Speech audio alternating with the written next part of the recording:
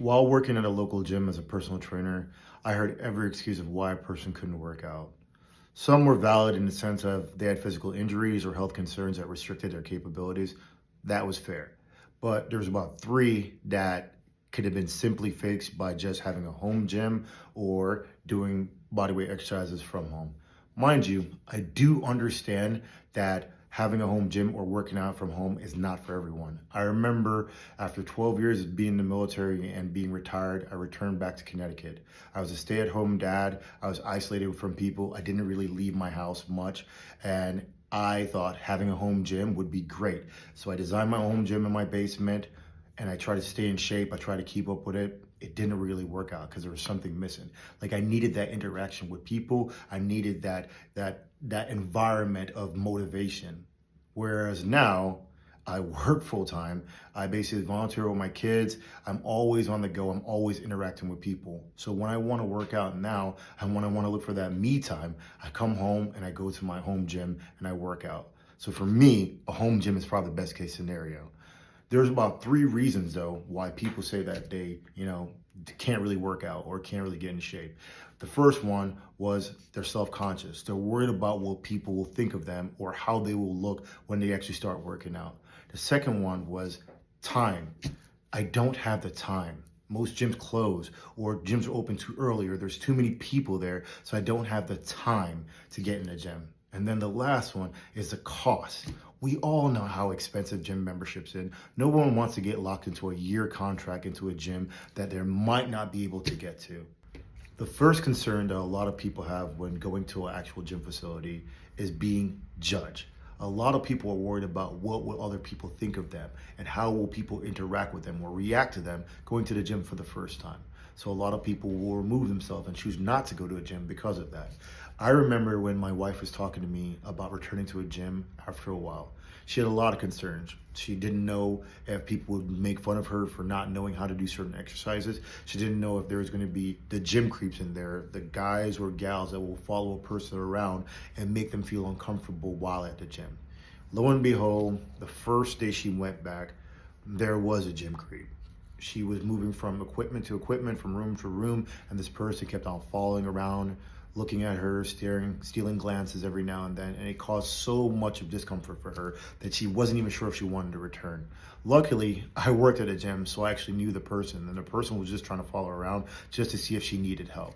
Mind you, in other cases, it could have been different, but this case, it wasn't. I do know that first-time gym goers struggle the most with doing the exercise properly, using the equipment properly. A lot of people are so self-conscious and so uncomfortable doing stuff like this in front of people for the first time that it causes them crippling anxiety. That's the reason why during COVID, I decided that I was going to design workouts for some of my clients. That way they didn't have to come to the gym. A lot of them thought, hey, the only way I could get in shape was to come to the gym. But I told them, instead of worrying about coming to the gym, why don't we start at home? Doing bodyweight workouts, doing little kettlebell workouts, doing little cable workouts, or just basically doing functional exercises from your home, working on the technique, working on the actual motion. That way you feel comfortable and there's nobody around you that is sitting there judging you. Cost. I understand not everyone has the capabilities to drop $3,000 on a full body equipment, whether it be a Peloton, a treadmill, or a full body Smith machine. I understand that. But then you take a look at the $80 to $100 that you have to basically spend a month to lock yourself into a year contract at a gym, not to mention the hidden fees that you get charged, and then the classes that you have to pay for out of pocket each time you want to take a class. Those start adding up. We live in the era of Amazon and YouTube, two of the greatest things out there. All you have to do is type whatever equipment that you're looking for in the search bar on Amazon, and you'll see the best reviews, the worst reviews, and what exactly is in your price range. You could look at buying a $100 spin bike, a $20 kettlebell set, ab roll-up machine for about 20 bucks, or a push-up board for about $30. I understand I'm making these things seem very trivial at the price, but think about in the long run. You're spending $80 to $100 just on a gym membership. That's just to get you in the door. Then add on the classes that you have to actually pay for, and then the hidden fees that goes into it. All of those could look at about $200-300 a month, whereas you can start purchasing your own equipment by little and building your own home gym. And then partner that with YouTube. YouTube is one of the most helpful tools that's out there nowadays. You can type in whatever workout you want to do and you can learn how to do it.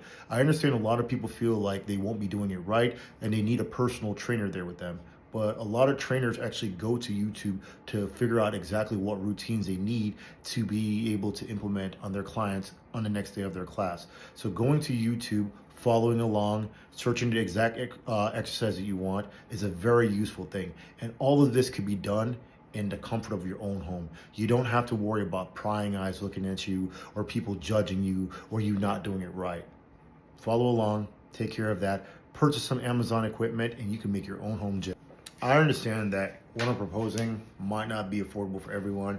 Some people might not even have the space to house the equipment or even do the workouts in their house. And while you will be missing out on some of the gym quality equipment, there's things that you gain from building your own home gym. The idea that you don't have to worry about prying eyes or people judging or people commenting or worry about that right outfit or is my outfit appropriate or am I doing the exercise right and what will people think. That's one thing that's going to be eliminated from having your home gym. The next one is, do I have the time? By basically carving out 30 minutes of your TV show that you might be watching when you're at home, going down in your basement or isolating yourself in your room, you can guarantee do a couple ab workouts, push-ups, and simple things that will guarantee keep you in shape. And then the last thing you think about is the cost effectiveness of it. By building your own gym, it might take you a little bit longer to purchase some of this equipment and put it together, but over time, the amount of money you would be putting into somebody else's pocket, you could put into your own home to make sure that you have all the equipments that you need to be able to maintain your body and help you get in shape.